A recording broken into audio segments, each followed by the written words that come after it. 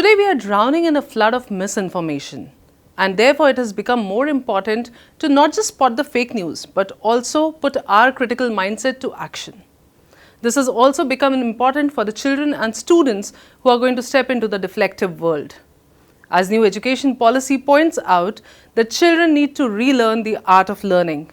And so today, I, Devika Mehta, Deputy Editor at Vishwas News, is going to talk to 6 distinguished academicians from 6 different universities across 6 different states of India on a very profound topic: media literacy as 21st century classroom essential. So good morning everyone, and a very warm welcome to our distinguished panel who have gathered here from 6 different states and 6 different universities to discuss a topic of profound importance: media literacy as a 21st century classroom essential.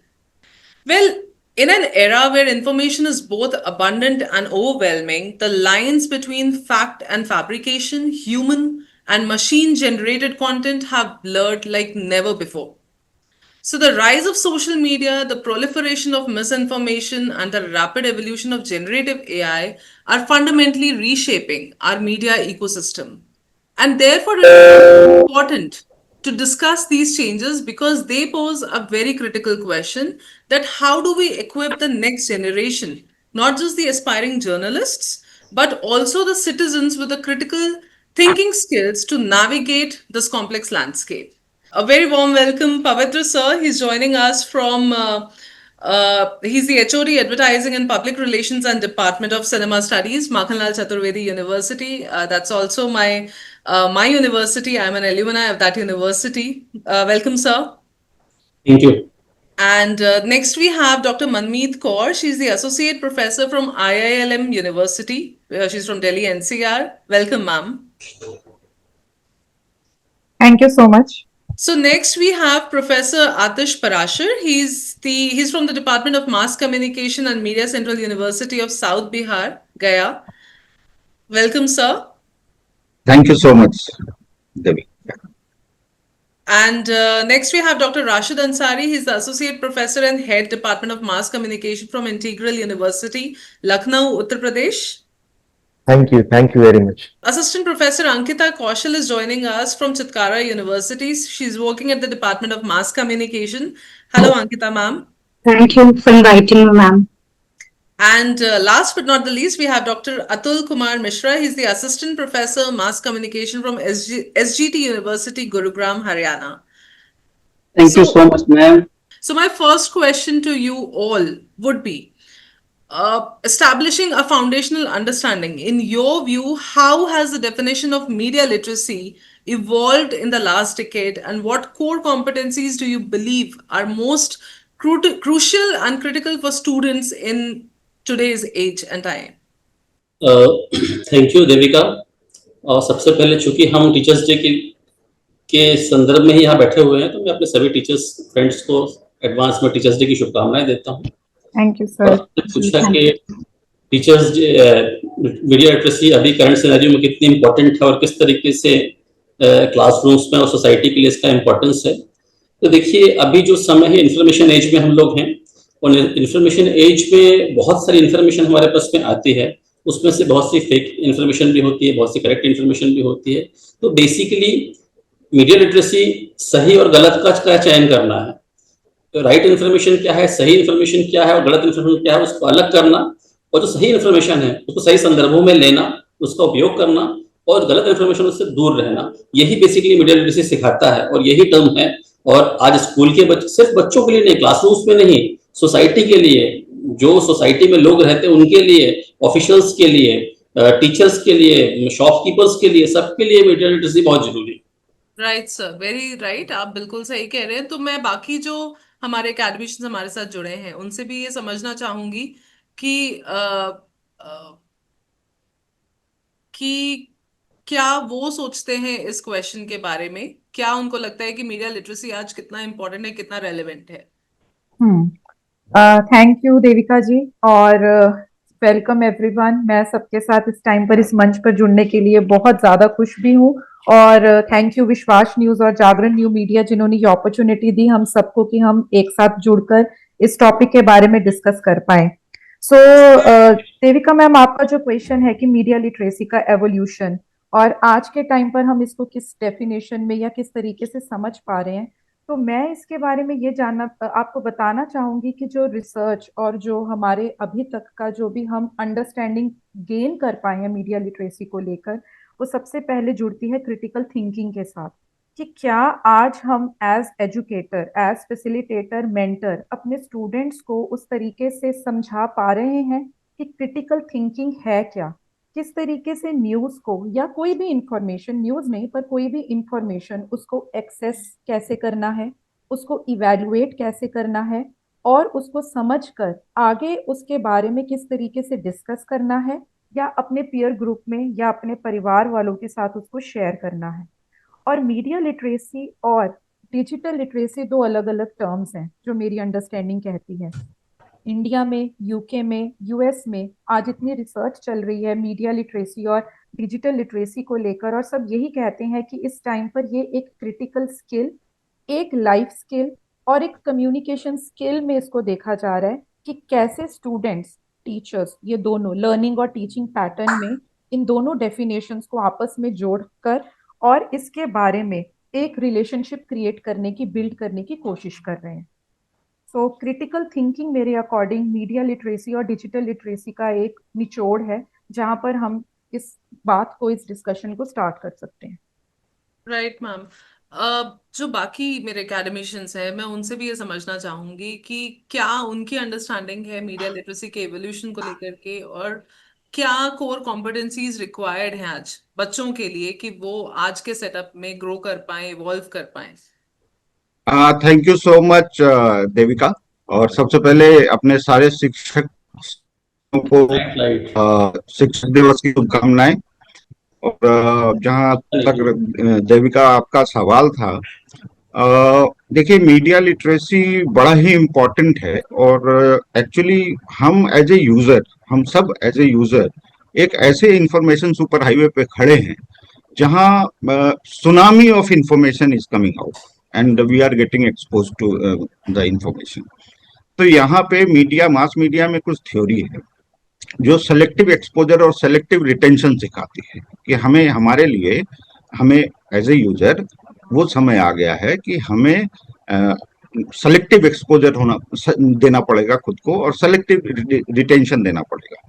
तो ये दौर आ गया है और इसलिए ये important है, हो जाता है कि बच्चे आज जो है, आप देखेंगे बिंज वॉचिंग एक ऐसी परंपरा शुरू हो गई है कि अगर वो खाली बैठे हैं तो बजाय पढ़ने के वो लगातार अपना डेटा कंज्यूम करने पे तुले हुए हैं। तो मतलब धीरे धीरे मैं देख रहा हूँ कि यूजर्स जो हैं वो डेटा सबमर्सिबल होते जा रहे हैं और लगातार जो डिटेंशन है उनका, जो अटेंशन है वो मोबाइल से हट नहीं रहा है।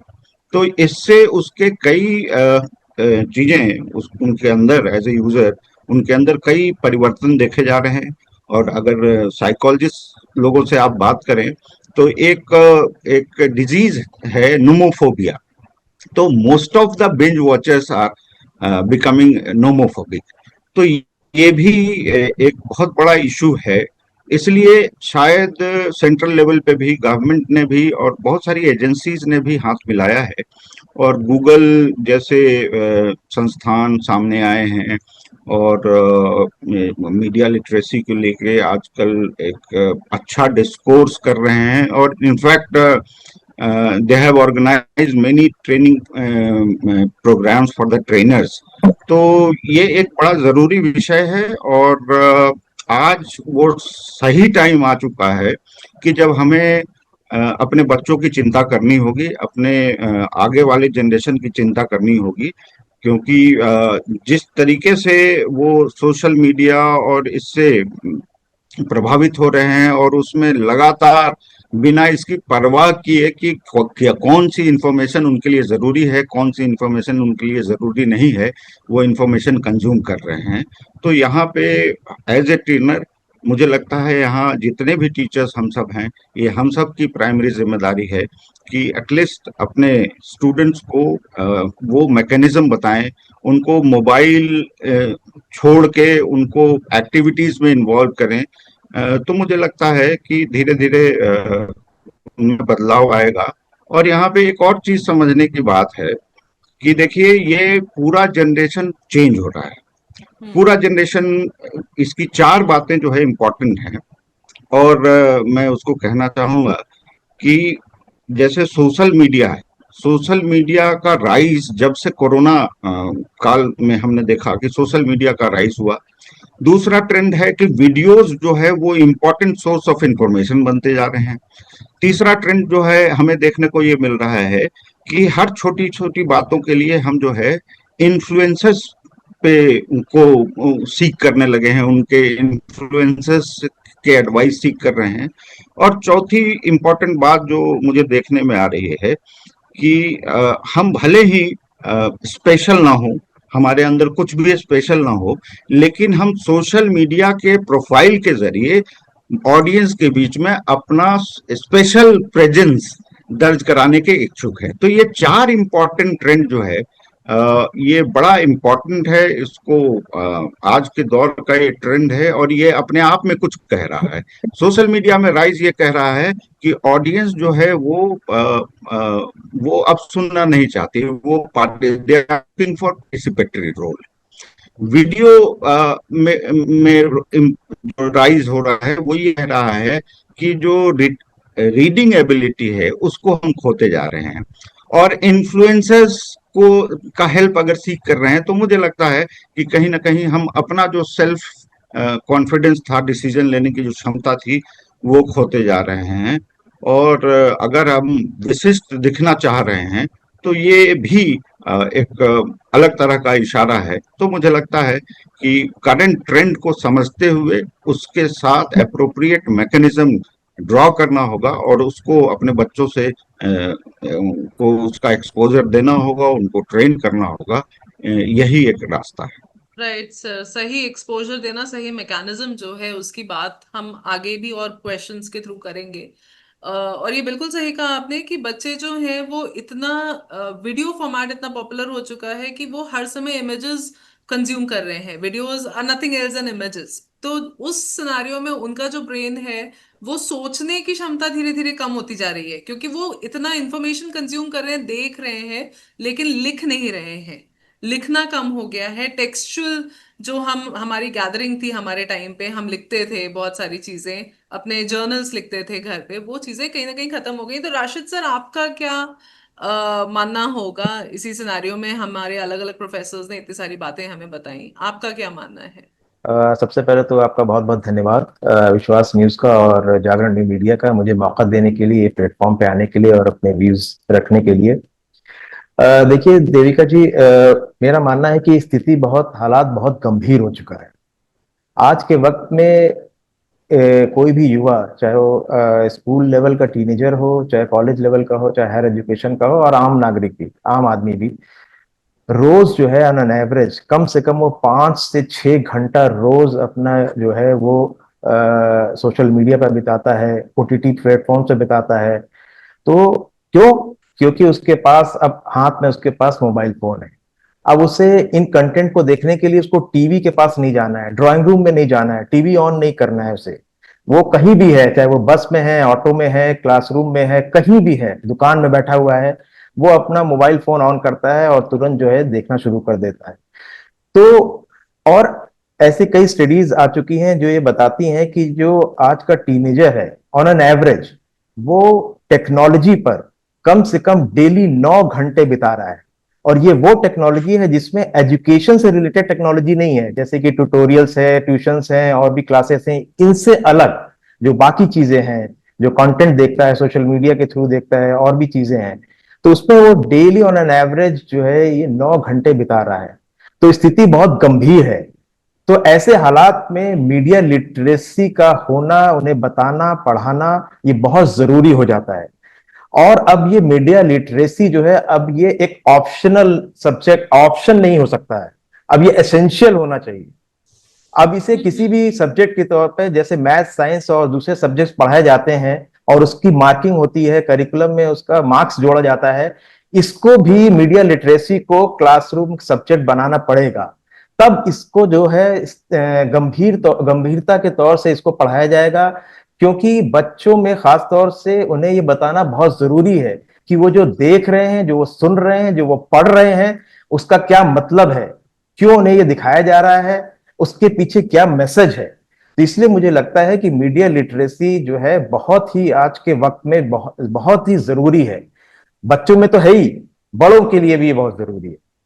बिल्कुल सही कहा सर। लेकिन मेरा एक मतलब इसी से एडेड एक क्वेश्चन ये है कि हम मास कॉम जब हमने पढ़ा, मास्टर्स मैंने भी किया है जर्नलिज्म में, हम उस टाइम पे media and theories, media and communication, media and democracy, media and free speech करके बहुत सारे हमारे चैप्टर्स होते थे मीडिया कम्युनिकेशन थ्योरी सब्जेक्ट में।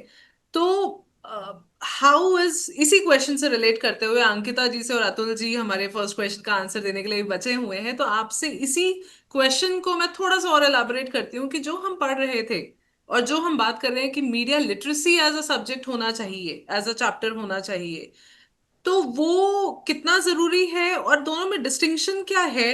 क्या हम जो पहले पढ़ा रहे थे वो कम पढ़ रहा है इसलिए हमें मीडिया लिटरेसी के तौर पे एक सब्जेक्ट ऐड करने की जरूरत पड़ रही है? ये मेरा एक क्वेश्चन आप दोनों से होगा, पहले अंकिता जी से फिर अतुल जी से। Okay, thank you first of all inviting me, ma'am. It's a privilege to be here and happy Teachers' Day to everyone. It makes perfect sense actually to talk about media literacy on the day of Teachers' Day, because I believe teachers are the best giver regarding knowledge. But in 21st century, I think the best gift we can give to a student is about to question what they see, what they hear, what they share. आजकल सिर्फ किताबी बातों पे जाने के बजाय जो social media platforms का इतना रैपिड इवॉल्वेशन हो रहा है, उसके रिगार्डिंग हमें उनको जो नॉलेज देना है वो अपने आप में एक बहुत बड़ा टारगेट हो गया है। क्यों? क्योंकि मीडिया लिटरेसी को इंट्रोड्यूस, जैसे आपने पूछा, कहाँ करना है, ये अपने आप में एक बहुत बड़ा क्वेश्चन है। अगर हम मीडिया लिटरेसी पढ़ भी रहे हैं, that is at the graduation level और masters level, but the need is to introduce at the school level. School level is basically a foundation of everything, of reading, writing, knowing each subject individually. But introducing this media literacy at the school level, why it is important? When we talk about information, load of information, वो आ कहाँ से रहा है और कब आ रहा है? I think even a student before stepping into the school, he is bombarded with the information already. तो हमने पहले सिखाया है बच्चे को कि क्या आपको देखना है और क्या आपको नहीं देखना है। क्या उसकी वो इतना डीपली रूटेड है कि वो मिस इन्फॉर्मेशन अपने अंदर एक्सपोजर उसको मिले जा रहा है? क्या हमने उस सही टाइम पे उसको ये बताया है कि आपको कहाँ पॉज लेने की जरूरत है, कहाँ आपको क्या नहीं शेयर करना और आपको क्या नहीं देखना है? At the time of graduation, when students are going to create the content, participate in the content of media, we are telling them how to consume it. It's totally wrong. At the age where at the school level, we need to introduce people how to consume media instead of telling them at the master's or graduation level. हमें सही वक्त का नहीं पता चल रहा है कि हमें स्कूल में ये कहाँ इसको इंट्रोड्यूस करने की जरूरत है, और क्या एक बिल्कुल अलग सब्जेक्ट इंट्रोड्यूस होना चाहिए या ये इंटीग्रेटेड होना चाहिए दूसरे सब्जेक्ट्स के साथ. I say either way, the need is to introduce it. As sir said, कि it is becoming essential. I believe it is becoming urgent to introduce. अगर लेट हो जाएगा तो मुश्किल हो जाएगा, बिकॉज फाउंडेशन के टाइम से ही बच्चे के अंदर ये आदत होनी चाहिए to question everything. As Manmeet ma'am said, critical thinking की हैबिट ये बचपन से आपको स्कूल लेवल से आनी चाहिए, जहां आप क्वेश्चन कर सकें कि ये जो मैं देख रहा हूँ ये सही है, ये मेरे लिए बना है, मुझे ये देखना चाहिए कि नहीं देखना चाहिए. आप ग्रेजुएशन और मास्टर्स लेवल में आके ये बच्चों को नहीं सिखा सकते. They are already expose to this much of misinformation and information that they hardly are thinking about this. So I believe कि स्कूल लेवल पे इसको इंट्रोड्यूस करना चाहिए सेपरेटली और integrated. That's a different level question, but I believe कि school level पे हमें इस पे बात करनी चाहिए. I totally agree. जैसे मॉरल साइंस का एक सब्जेक्ट हमारे जब हम छोटे होते थे तब एक होता था, तो उसी तरीके से because these kids they are using AI related tools nowadays, generative AI tools वो यूज कर रहे हैं ऑलरेडी. 6th ग्रेड से कंप्यूटर सब्जेक्ट हटा करके एआई सब्जेक्ट हो गया है अब. तो computer This is the science irony, is ma'am, not a actually. Subject. Yes, Yes. this is the irony. We are introducing AI and we have no knowledge about the media literacy, how to behave responsibly online. We have no knowledge about this. Exactly तो वो information को ही अगर हमें process करना नहीं आता है तो टूल्स को यूज करते वक्त हम मैनिपुलेट होने के चांसेस हमारे लिए ज्यादा होते हैं. But again we are going to cover AI and deepfakes later. Atul sir, आपका क्या मानना है इस पूरे डिस्कशन में जो हमने बाकी हमारे साथ के प्रोफेसर्स और एकेडमिशियंस ने करा? What do you think about this? First of all सभी का जागरण न्यू मीडिया का बहुत बहुत धन्यवाद हमें ये अवसर प्रदान करने के लिए, विश्वास प्लेटफॉर्म का. और सबसे बड़ी बात है कि हमारे जो गुरुजन हैं यहाँ बैठे हुए हैं, उन्होंने बहुत रिमार्केबल थॉट्स पे रखे हैं. सबसे पहले जो पवित्र सर ने कहा कि ये नीड ऑफ द आवर है कि सही और गलत की जो पहचान है वो मीडिया लिटरेसी बेसिकली ये हमें बताता है. आतिश सर जो इतने वरिष्ठ हमारे गुरु हैं, उन्होंने ये बताया कि जो करंट ट्रेंड्स हैं वो जो आने वाली सोसाइटी पे क्या असर डाल रहे हैं और उससे आने वाले हमें क्या हार्मफुल इफेक्ट्स हैं, उसको भी कैसे टैकल किया जाना चाहिए. आशीष सर ने और अंकिता मैम ने बताया कि ये नीड ऑफ द आवर है कि इसे अभी इम्प्लीमेंट किया जाना जरूरी है, नहीं तो बहुत देर हो जाएगी. और मेरा मानना है कि जब मीडिया जो प्रॉफिट है मार्शल मैकलुहान ने जब ग्लोबल विलेज की संकल्पना की थी, तो उस समय किसी ने सोचा नहीं था कि ये जो जाल है एक तरह से पूरी दुनिया को अपने विलेज के रूप में बना देगा और हम मीडिया का जो फ्लो ऑफ इंफॉर्मेशन है इतनी रैपिडली चलने लगेगा कि just click of a seconds and we are कि हम जैसे कि इंफॉर्मेशन की बम्बार्डिंग जो हो रही है उससे एक्सपोज हो रहे हैं. तो इस समय एक नया ही संक्रमण का दौर इस समय है हमारे सामने. और मीडिया जो है एक डिफरेंट टर्म से मीडिया अपने आप में उसने एक नए रोल स्टार्ट कर दिया है हमारी सोसाइटी में. इसकी जो जगह है वो काफी डीपली इनरूट करती जा रही है और उससे जो खतरे आ रहे हैं, जैसे कि आतिश सर ने कहा, कोरोना के बाद से मीडिया की जो कंजम्पशंस हैं वो काफी ज्यादा बढ़ गई अचानक से और लोगों ने उस समय डिजिटल करेंसी को यूज करना शुरू किया और उससे जो अभी हमें साइड इफेक्ट्स देखने को मिल रहे हैं, जो डिजिटल फ्रॉड्स हो रहे हैं, इसके अलावा जो हम फॉर्म को लेकर जो कंटेंट जो बच्चे नहीं देख रहे हैं और उन्हें नहीं पता कि उनके डिजिटल फुटप्रिंट्स ऑलरेडी वहां पे पड़े हुए हैं, उसे कोई भी एक्सेस करके उनकी पर्सनालिटी को बता सकता है कि वो क्या कंज्यूम कर रहे हैं. आज कंपनियां भी जब हायर कर रही हैं आपको तो उससे पहले आपके डिजिटल प्रेजेंस क्या है उसको देख रही होती हैं. तो ये एक बहुत ही आवश्यक तत्व बन जाता है कि क्लासरूम में ही हम बच्चों को ये बताना शुरू करें कि what is good and what is bad for them और क्रिटिकल थिंकिंग के लिए उन्हें जरूरत क्या है मीडिया लिटरेसी की. सो अतुल जी, आपने बहुत सही कहा और इसके साथ ही मैं अपने अगले क्वेश्चन की तरफ बढ़ना चाहूंगी कि सोशल मीडिया प्लेटफॉर्म्स जो हैं वो आज जब हम कॉलेजेस में ट्रेनिंग के लिए जाते हैं, बच्चों से बात करते हैं, तो वो बताते हैं हमें कि कैसे वो अपना सारा न्यूज कंजम्पशन जो है वो सोशल मीडिया प्लेटफॉर्म्स के जरिए कर रहे हैं. तो इस चैलेंज को देखते हुए क्या जर्नलिज्म, एजुकेशन और जो media ecosystem as a whole है उसको लेकर के कोई टैक्टिक, कोई रूल या कुछ गाइडेंस, कोई लिमिटेशंस हम सेट कर रहे हैं? मेरा क्वेश्चन ये पवित्र सर को होगा कि वो क्या, माखनलाल इस सिनेरियो को देखते हुए क्या सोच रहा है, क्या करने की कोशिश कर रहा है? देखिए, हमारी तो यूनिवर्सिटी ही मीडिया की है और हमारे यूनिवर्सिटी में 10 डिपार्टमेंट पूरे मीडिया के हैं. तो हमारा जो एंट्रेंस टेस्ट होता है उसमें हम काफ़ी कुछ बच्चों की मीडिया लिटरेसी की नॉलेज को चेक करते हैं और उसके बाद हमारे सभी कोर्सेज के फाउंडेशन में ही मीडिया लिटरेसी है. मतलब फर्स्ट सेमेस्टर में जो बच्चा आता है तो उससे हम बताते हैं कि मीडिया लिटरेसी क्या है, किस तरीके से आपको मीडिया को कंज्यूम करना है, कैसे आपको फेक न्यूज़ से दूर रखना है. और इवन पहले सेमेस्टर से ही हमारे यहाँ हमारा गूगल जो फैक्ट न्यूज़ इनिशिएटिव है उसके साथ में टाई अप है और हमारी वर्कशॉप फर्स्ट ईयर्स के बच्चों के लिए ज़्यादा होती हैं, जिसपे हम ये कोशिश करते हैं कि वो बच्चे फैक्ट चेक को प्रॉपर समझ सकें, उसके टूल्स को समझ सकें. देखिए, मीडिया का जो बच्चा है वो तो मीडिया से उसका वास्ता बहुत ज़्यादा पड़ेगा और वो ज़्यादा से ज़्यादा मीडिया के साथ रहेगा. जरूरी ये है कि वो मीडिया को उपयोग करे और सही उपयोग करे, सही सूचनाओं को ले, गलत सूचनाओं को ना ले. और उसके लिए तो चूंकि उसे मीडिया पर्सन ही आगे जाके बनना है तो उसे सही और गलत का फर्क पूरी तरीके से मालूम होना चाहिए. रियल फैक्ट्स क्या है, सही फैक्ट्स क्या है, इसको कैसे जल्दी से जल्दी निकाले, कैसा चेक करे, इसके लिए हम लोग पूरा मैकेनिज्म बना रहे हैं. तो हमारी यूनिवर्सिटी में प्रॉपर इसका सिलेबस है, हम लोग ट्रेनिंग प्रोग्राम करते हैं. हमारा आपके विश्वास न्यूज के साथ में भी लाइनअप है, कई वेबिनार सेमिनार हम लोग आपके साथ भी कर चुके हैं. तो ऐसे लगातार हमारी यूनिवर्सिटी प्रयास करती है. करिकुलम का भी हमारे यहाँ पार्ट है और सभी कोर्सेज में.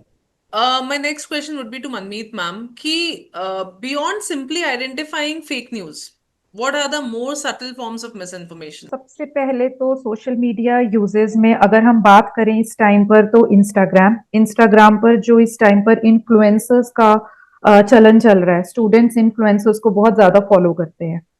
जब इन्फ्लुएंसर्स को वो फॉलो करते हैं तो डेफिनेटली जो इन्फ्लुएंसर, अपनी पेड प्रमोशन भी हो सकती है या नॉन पेड प्रमोशन का वो रील भी हो सकता है, जब वो उस रील को पोस्ट करते हैं, उन फॉलोअर्स तक वो चीज पहुंचती है, तो बहुत सारे फॉलोअर्स उनको वो पर्टिकुलर एक प्रॉम्प्ट लिखकर जानना चाहते हैं कि इसके आगे क्या, चाहे वो फिटनेस इन्फ्लुएंसर है, चाहे वो आज के टाइम पर स्किन केयर इन्फ्लुएंसर है, कोई वेकेशन ब्लॉग इन्फ्लुएंसर है, वो हमेशा यही कहते हैं कि अगली जानकारी के लिए अगर आप जानना चाहते हैं तो आप इस प्रॉम्प्ट को लिखिए और मैं आपको डीएम करूंगा। क्योंकि वो इन्फ्लुएंसर भी जानते हैं कि मुझे अपनी इंफॉर्मेशन 30 सेकंड में या 40 सेकंड में अपनी इन्फ्लुएंसर्स तक, फॉलोअर्स तक कैसे पहुंचानी है और उन फॉलोअर्स को कैसे अपने तक लगा कर रखना है। अब यहाँ पर आती है बात मिस इन्फॉर्मेशन और डिस इन्फॉर्मेशन की। जब स्टूडेंट्स, जिनको पता है कि उनके पास कोई भी फिल्टर नहीं है उस इंफॉर्मेशन को लेकर, बम्बार्डमेंट एक ब्लॉग को वो फॉलो कर रहे हैं, दूसरे ब्लॉग को फॉलो कर रहे हैं, है वो फिटनेस का या वेकेशन के लिए है, या हो सकता है कि कोई फूड रेसिपी के लिए है। They keep on trying new things.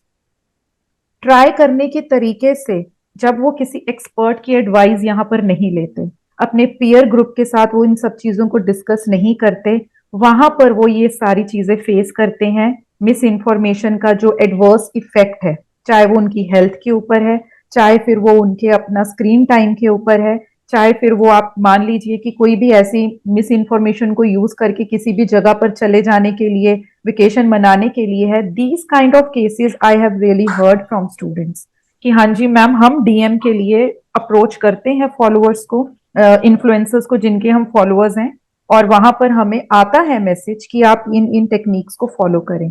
दूसरी चीज इस टाइम पर ये है कि जो रीडिंग एबिलिटी की आप बात कर रहे हैं कि क्यों रीडिंग एबिलिटी गुम हो गई है, अगर मैं एज अ मीडिया एजुकेटर इस टाइम पर अपने करिकुलम या अपनी क्लासरूम में कोई ऐसा इनिशिएटिव लूं जहां पर स्टूडेंट्स न्यूज़पेपर्स के साथ या फिर ऐसा इंफॉर्मेटिव लिटरेचर के साथ वो जुड़ पाए, तो यहाँ पर हमारे IILM में लाइब्रेरी में ही इनिशिएटिव लिया गया, जहां पर हमने एक रिसोर्स सेंटर बनाया है, चैनल बनाया है व्हाट्सएप का, जहां पर हमने जितने भी हमारे रिसोर्सेज हैं, हमारे सब्सक्राइब्ड न्यूज़पेपर्स का, चाहे वो ई पेपर वर्जन है या कोई जर्नल का या डिजिटल लाइब्रेरी के साथ हम जुड़े हैं, वो हम सारा अपने उस रिसोर्स चैनल पर लेकर आते हैं। और सुबह 9 बजे से 10 बजे के बीच में उस चैनल से एक अपडेट आता है कि आज का रिपोजिटरी ये है, स्टूडेंट्स टीचर्स उसको एक्सेस करके उससे इंफॉर्मेशन ले सकते हैं। So this is a little initiative जहां पर लाइब्रेरी ने ये इनिशिएटिव लिया। और दूसरा, जो मीडिया एजुकेटर्स हम मतलब हमें टीचर्स को जो इंस्ट्रक्शंस हैं, फर्स्ट ईयर से जो हम फाउंडेशनल कोर्सेज की बात करते हैं, हमने राइटिंग, क्रिटिकल थिंकिंग और न्यूज रिपोर्टिंग का फाउंडेशनल कोर्स हमारे ग्रिड में हमारे इंट्रोड्यूस किया है सिलेबस में, जहां पर क्रिटिकल थिंकिंग को हम ज्यादा इवेलुएट कर रहे हैं, राइटिंग को, न्यूज मीडिया राइटिंग को हम लेटर्स टू एडिटर के तरीके से बच्चों में फीडबैक देने की एक हैबिट इनकलकेट हो, लिखने की या न्यूज को समझने की इनकलकेट हो। These kind of initiatives we have taken. और जो केसेस मैंने आपको बताए हैं, they are the real cases जो I have discussed in my class during my lectures. So very well said. Next question would be to with Atish sir. Sir, in a post-truth world, जो traditional media institutions और outlets हैं उसमें trust already लो है, already credibility के बहुत सारे questions उठ रहे हैं, तो ऐसे में कैसे मीडिया लिटरेसी की अगर हम बात करें और साथ ही जो बच्चों में जर्नलिस्टिक इंटेग्रिटी है या जो उनमें right and wrong, ethical, responsible practices हैं अराउंड AI, अराउंड मीडिया, कैसे डेवलप की जा सकती हैं? What is your institution doing regarding that? कुछ उसके बारे में विस्तार से बताएं।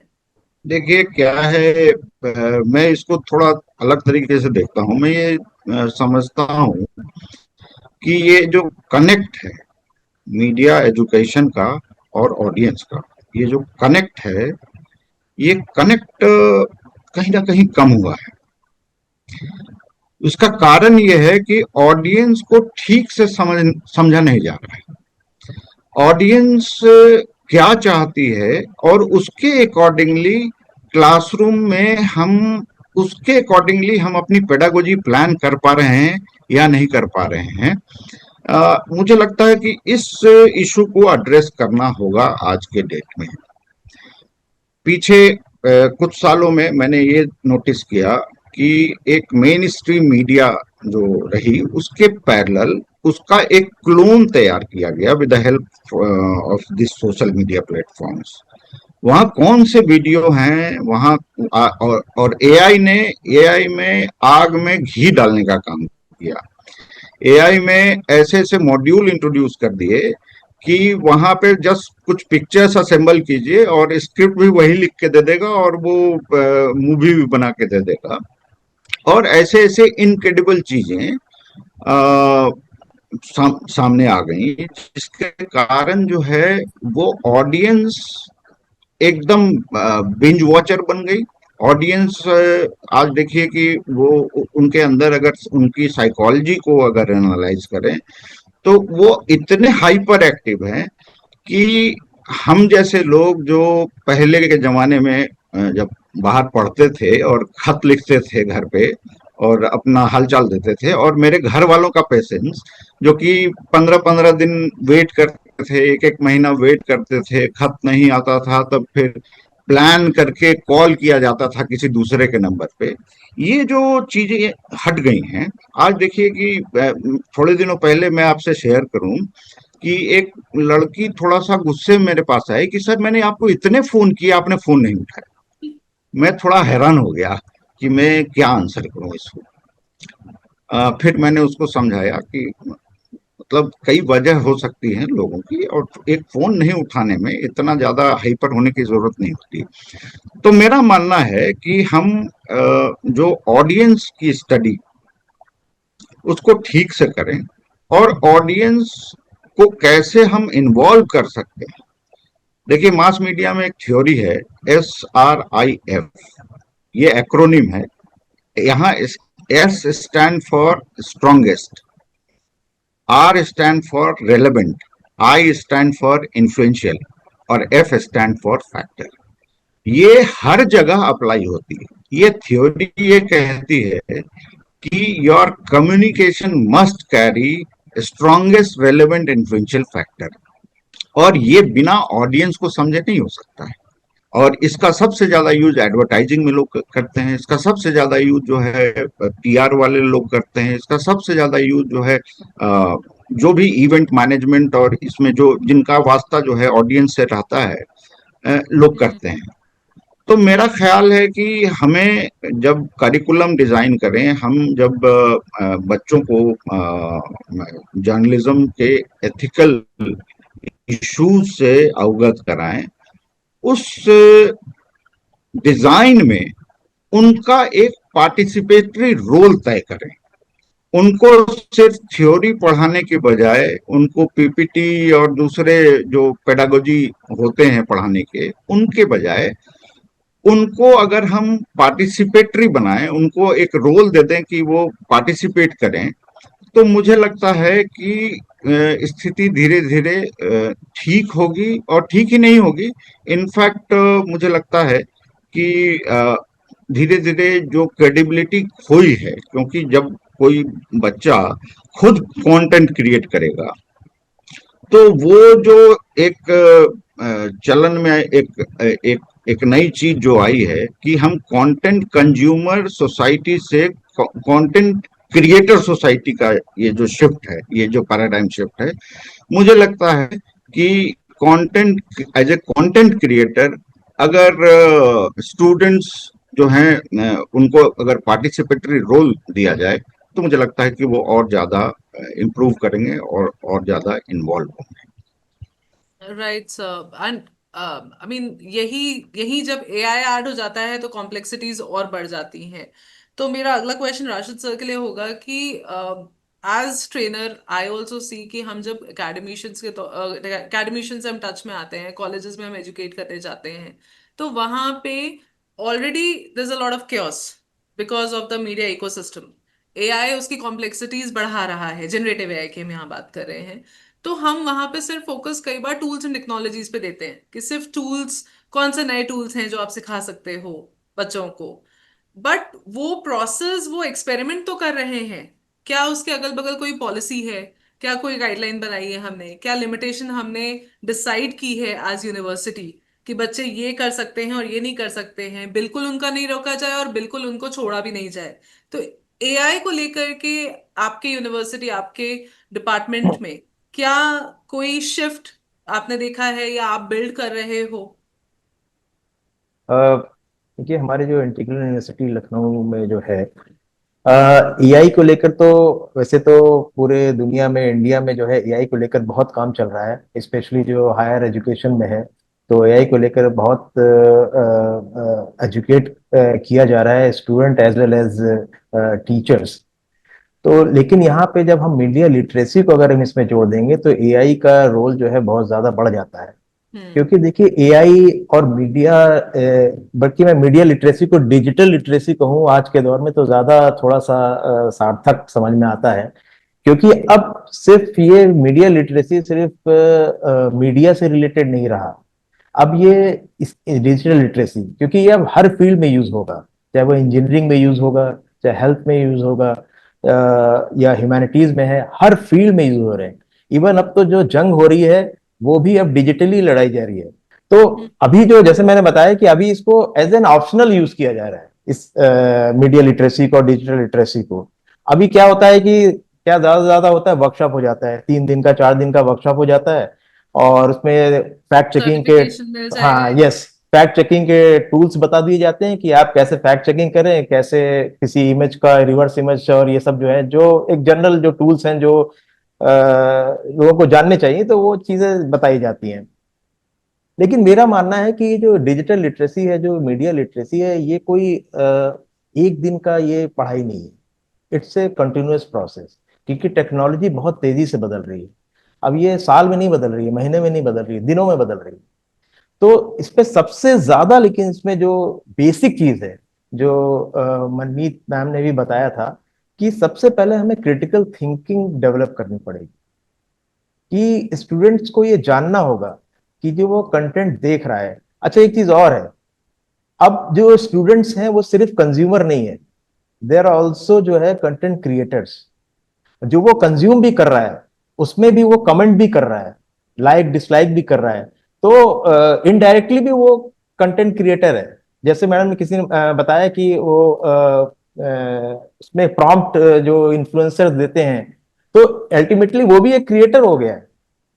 तो इसलिए क्रिटिकल थिंकिंग बहुत जरूरी है, कि उसे पता होना चाहिए कि ये जो कंटेंट मैं देख रहा हूं ये किसने बनाया है, क्यों बनाया है, इसका टारगेट ऑडियंस कौन है, और इस कंटेंट बनाने के लिए कौन ऑर्गेनाइजेशन शामिल है, किसने पैसे दिए हैं।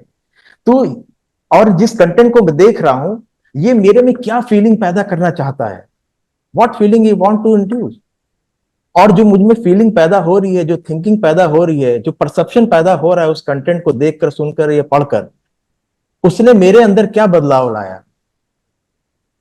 तो ये जो क्रिटिकल थिंकिंग बहुत इंपॉर्टेंट है। टूल्स तो आप सीख जाएंगे कि, लेकिन जो आप उस मैसेज के पीछे क्या छिपा मैसेज है जो आप देख रहे हैं, वो कैसे पता करेंगे आप।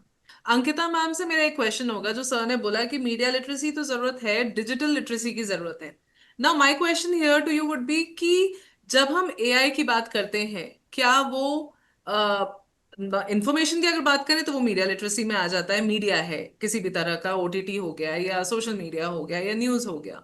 डिजिटल की हम बात करते हैं तो वी हैव ऑलवेज अंडरस्टूड कि digital is all about computers, anything that comes through computers is digital. तो क्या एआई को आप इन दोनों सेगमेंट्स में ऐड ही कर सकते हो, इंटीग्रेट कर सकते हो, या there is a further need of AI literacy? That would be my question to you. Good question, ma'am. Actually, in my opinion, AI literacy is also very necessary because media literacy is whole different subject and digital literacy is whole different subject. But somehow you can integrate both of them. But the AI literacy is very important because it is all about technology, and all of us are not technology equipped. हमें हर चीज की knowledge नहीं है, how it is coming. जैसे अभी sir ने एक example दिया सचिन तेंदुलकर की, जो एक्चुअली वो स्पीच कॉपी करना इतना आसान हो गया है कि आप कॉपी कर रहे हैं। इस तरह की अवेयरनेस कहाँ से आएगी, इस तरह की लिटरेसी हमें कौन देगा? क्या हम खुद भी ट्रेंड हैं उसके लिए एज ए टीचर? इफ आप बात करेंगे एआई की, तो क्या हम खुद भी ट्रेंड हैं उसके लिए? तो ये एक बहुत बड़ा चैलेंज है एक्चुअली अपने आप में कि इसको एआई लिटरेसी होना चाहिए, और अगर होना चाहिए तो ये एक अलग से सब्जेक्ट होना चाहिए, आई थिंक सो, क्योंकि we are also not somewhere well equipped with this knowledge कि एआई में क्या क्या चीजें गलत हो सकती हैं, उसको डिफ्रेंशिएट करना। आप मेरे पास कोई इन्फॉर्मेशन लाएंगे, I have number of ways to verify those information. I tell my student, go recheck from number of sources, recheck if it is some well equipped organisation जिसने ये आपको इन्फॉर्मेशन दी है, रेप्यूटेटेड ऑर्गेनाइजेशन है कि नहीं जिसने आपको इन्फॉर्मेशन दिया है। But how to check AI regarding information, उसके लिए फिर से वही बात हो जाएगी जैसे सब अभी कह रहे थे कि टूल्स, फिर आप टूल से जाएंगे। कितनी विडंबना है कि एआई को चेक करने के लिए भी एआई के टूल्स ही लग रहे हैं।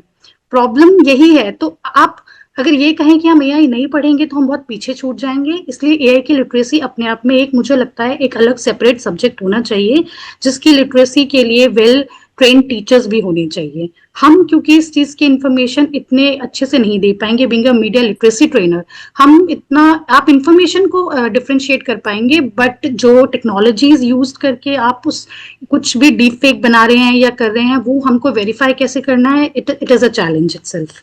My question to Atul sir would be कि टेक्नोलॉजी नई है, नए कॉन्सेप्ट्स आ गए हैं, क्या उनको बताने के लिए अगर हम स्टूडेंट्स को रीच आउट करना चाहते हैं राइट वे में, राइट मैकेनिज्म, राइट गाइडलाइंस के साथ, तो क्या हमारी जो वर्कफोर्स है वो उसके लिए ट्रेंड है? सबसे पहले तो हमें ये समझना होगा कि जो तकनीक है, टेक्नोलॉजी है, इसके खतरे हमेशा से मौजूद रहे।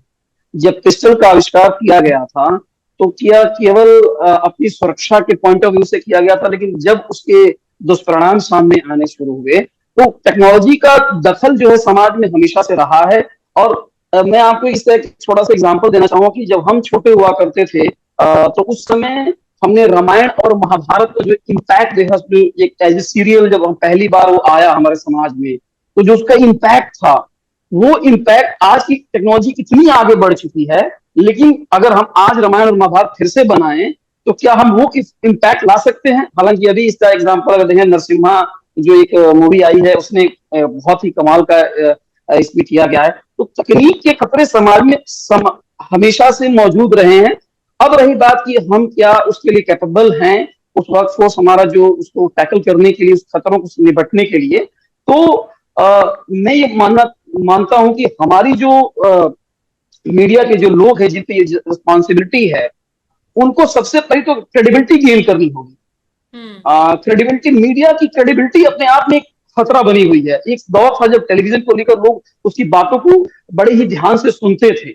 आज टेलीविजन डिबेट को हम बड़ी इजीली साइडलाइन कर देते हैं कि ये एक चिल्पों मच रही है, हल्ला गुल्ला हो रहा है। तो अपनी क्रेडिबिलिटी बनाना, ये एक मीडिया को अपनी जिम्मेदारियां समझनी होगी। और रही बात हम कैपेबल हैं या नहीं, मेरा मानना है कि एक्सट्रीम लेवल की कैपेबिलिटी तो हमें अभी भी गेन नहीं कर पाए हैं, लेकिन जो बेसिक्स हैं उससे हम होते जा रहे हैं। और वही नीड ऑफ द आवर है कि समाज में हम एटलीस्ट बेसिक्स तो बताएं, ठीक है? उतनी तो पता हो लोगों को कम से कम कि अब सचिन तेंदुलकर के डीप फेक वीडियो की बात आ रही है, उतनी तो एक्सपर्ट हम क्रिएट नहीं कर सकते लोगों में। वो हमेशा से प्रॉब्लम्स रही है सोसाइटी की और वो रहेंगी, चाहे आप कितने भी समाज में हम क्रिएटर्स कर लें, वो तकनीक के फायदे और नुकसान दोनों साथ साथ चलेंगे। लेकिन जो बेसिक्स हैं, जो एटलीस्ट जो ग्रामीण जनता है, वो लोग इतना तक नहीं जानते कि ओटीपी देने से हमारे बैंक से फ्रॉड हो सकता है। हम उनको अरेंज करने के लिए छोटी छोटी चीजें हम उनको दे रहे हैं। तो क्रेडिबिलिटी, जैसा कि वो छोटी सी कहानी है कि गांधी जी के पास वो एक बच्चा गया, उसकी माँ लेकर गई कि बेटे मेरा बेटा मीठा बहुत खाता है। तो गांधी जी ने कहा 10 दिन के बाद ले आइए। फिर कहा कि नहीं, 30 दिन के बाद लेके आइए। फिर उन्होंने कहा बेटे मीठा खाना छोड़ दो। तो माँ ने कहा कि भाई अभी बात पहले भी तो कह सकते थे। तो गांधी जी ने कहा कि पहले तो मैं ही मीठा खाना छोड़ दूं, मेरी आदत बनी हुई थी। तो सबसे पहले कि क्या हम उस पैरामीटर्स पे खरे उतर रहे हैं? हमारी credibility, media as a whole, उसकी जो क्रेडिबिलिटी है समाज के लिए, वो अपनी जिम्मेदारियां समझ रहा है। हम ही पटे हुए हैं, हम ही इन चीजों को लेकर इक्विप्ड नहीं है, तो हम समाज को जागरूक कैसे कर पाएंगे? तो मेरा मानना है तकनीक के खतरे सदैव रहेंगे, बस आपको समाज को बेसिक्स के लिए कम से कम तैयार करें हम, उसके बाद समाज इवॉल्व होता चला जाएगा उसके अकॉर्डिंगली। राइट। हम मीडिया एजुकेटर्स की बात कर रहे हैं, हम ट्रेनर्स की बात कर रहे हैं, हम बच्चों की बात कर रहे हैं, लेकिन जो प्लेटफॉर्म्स हैं, जो एल्गोरिथम्स लेके आ रहे हैं, उनकी और गवर्नमेंट की अगर हम एथिकल एक गाइडलाइन उनकी बात करें, तो वहां पे आपको क्या लगता है क्या होना चाहिए? यस ये पवन सर। ये बहुत जरूरी है। जो सर्विस प्रोवाइडर हैं, जो सॉफ्टवेयर बना रहे हैं, जो पॉलिसीज बना रहे हैं, जो इस तरह के टूल्स हमारे पास लेके आ रहे हैं, उनकी जिम्मेदारी पहले बनती है कि वो थोड़ा सा इन चीजों को सोचें, उसके एथिकल एंगल को भी सोचें। और हम एज ए एजुकेटर, हमारी भी जिम्मेदारी बनती है कि हम कुछ थोड़ा सा पीयर प्रेशर बनाएं। हम जब एकेडमी या इंडस्ट्री इंटरफेस करते हैं, तो हम कोई गाइडलाइन उनको भेज सकते हैं कि भाई इसके क्या रिपरकशन होंगे, आप उसको भी देखिए। तो ये तो बहुत जरूरी है और ये होना ही चाहिए। अगर ऐसा है, अगर ऐसा हो पाता है, तो मुझे लगता है कि सोसाइटी बहुत अच्छा शेप ले पाएगी।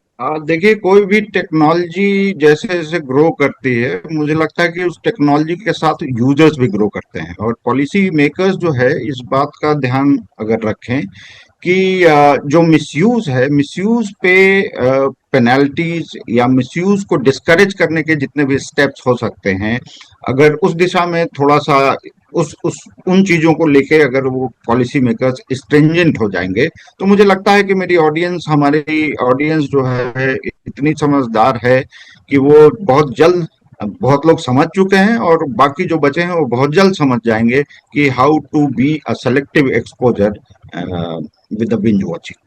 जी, इसके लिए देखिए सबसे पहले तो इसमें कोलैबोरेशन की बहुत जरूरी है, क्योंकि सिर्फ पॉलिसी मेकिंग, तो पॉलिसी मेकिंग के लिए जरूरी है कि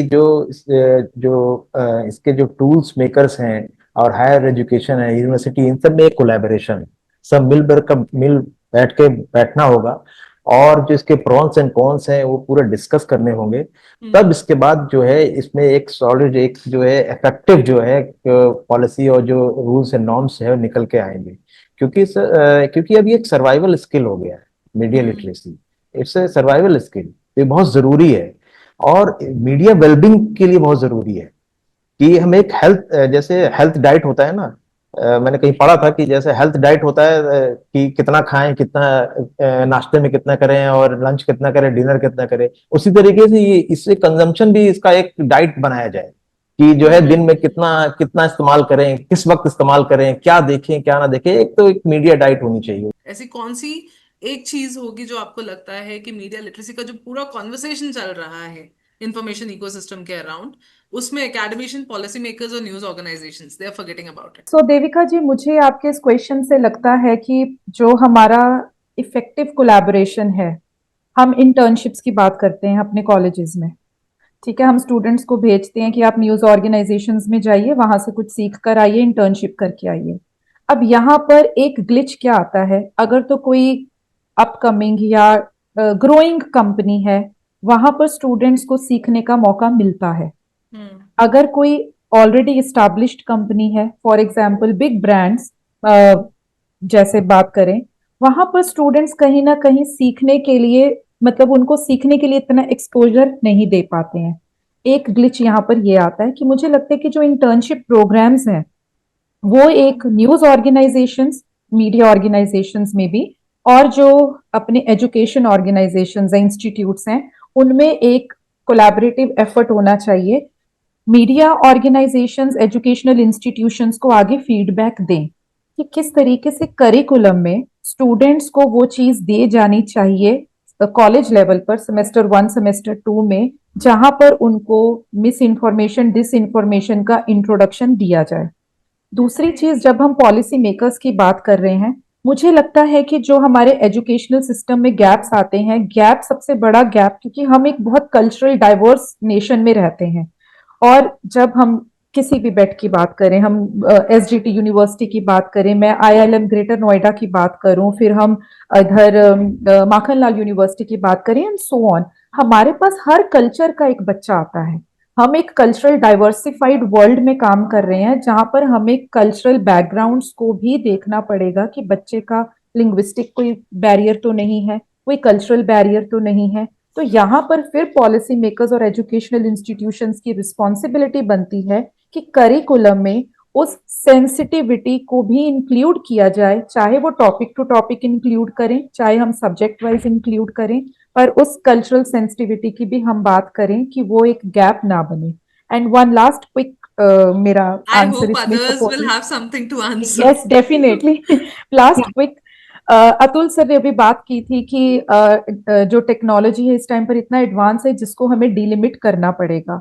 सो यहाँ पर हमने IILM यूनिवर्सिटी में इस साल से ही बोर्ड ऑफ स्टडीज और एकेडमिक काउंसिल में बैठकर एक चीज को डिस्कस किया कि जो सेमेस्टर 1 आ रहा है, चाहे वो मास्टर्स प्रोग्राम के लिए आ रहा है या ग्रेजुएशन प्रोग्राम के लिए आ रहा है, उनको AI tools and media, specially media के साथ सब्जेक्ट के साथ इंट्रोड्यूस करवाया जाए, जहां पर हम एथिकल इश्यूज और डिटेक्शन एंड आइडेंटिफिकेशन की बात कर रहे हैं। और सेमेस्टर 5th के साथ जो अब ग्रेजुएशन करके जा रहा है, उनको भी AI एंड मीडिया के साथ इंट्रोड्यूस करवाया जाए एक डिफरेंट सब्जेक्ट के साथ।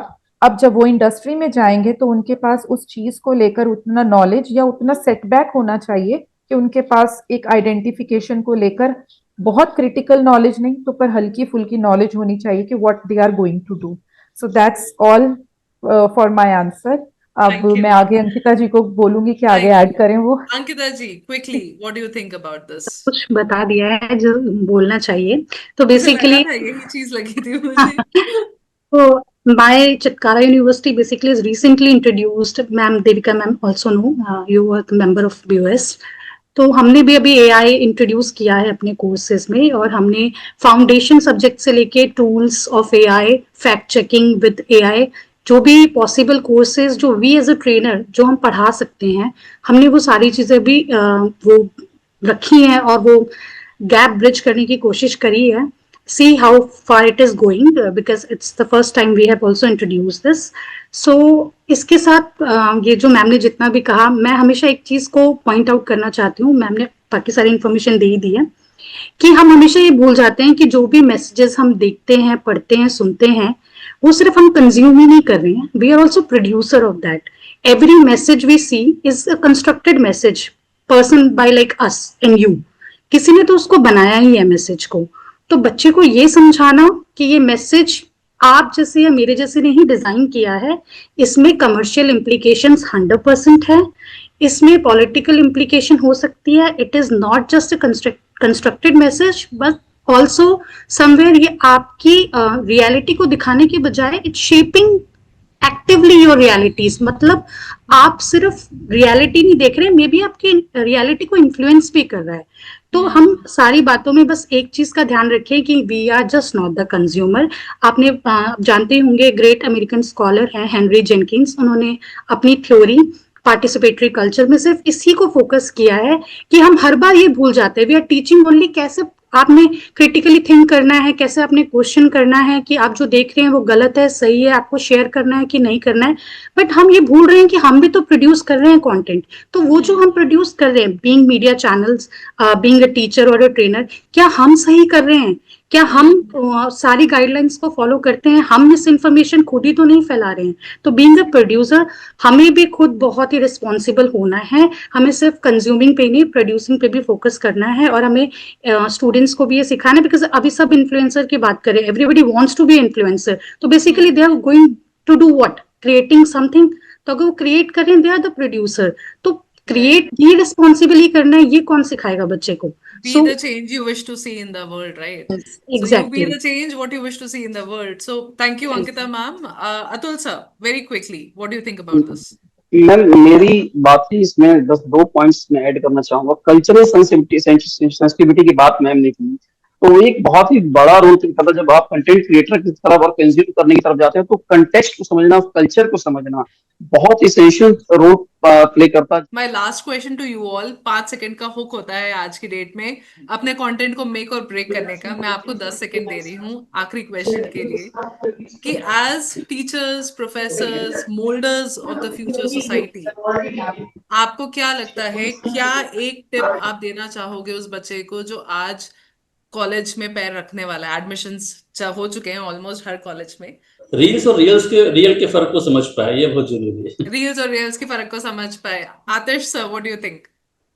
मैं कहना चाहूंगा back to basics. Back to basics, foundational elements को वापस से फॉलो करें, ग्राउंड रूट से कनेक्टेड रहें। Manmeet ma'am, what do you think? Ethos, logos and pathos, emotion okay. भी, क्रेडिबिलिटी भी और आपका जो रीजनिंग एंड लॉजिकल जो फैक्चुअल चेकिंग है वो तीनों चीजें आपके पास होनी चाहिए। True. Rashid sir, what do you think? मैं कहूंगा उन्हें कि जो इन्फोडेमिक है, जो सूचनाओं की महामारी है, उससे बच के रहो और उससे बचने के लिए जो है तौर तरीके सीखो। बिल्कुल सही। Ankita ma'am? I'll say, ma'am, informed citizens are basically the strongest safeguard for future. तो informed student ही informed citizen बनने वाला है, तो आप अच्छे safeguard होंगे अगर आप informed है. Be informed about everything around you. Right. Atul sir, the मेरा मानना है comes from you. लास्ट मेरा जो सजेशन है कि सबने बहुमूल्य सुझाव दिए। क्रिटिकल थिंकिंग जो है वो मीडिया लिटरेसी का फाउंडेशन है। तो जब आप स्टूडेंट्स हमारे कॉलेजेस में आ रहे हैं तो क्रिटिकल थिंकिंग पे जोर दें, पक्ष और विपक्ष के नजरिए को समझते हुए तटस्थ रहना ये बहुत जरूरी है। As we celebrated Teachers' Day today, we understood that media literacy acts as the stepping stone for creating aware, ethical and responsible citizens of the country. So join this conversation and subscribe to Vishwas News to become part of this community of fact checkers and media literacy trainers who believe in empowerment, awareness and ethical rights for everyone.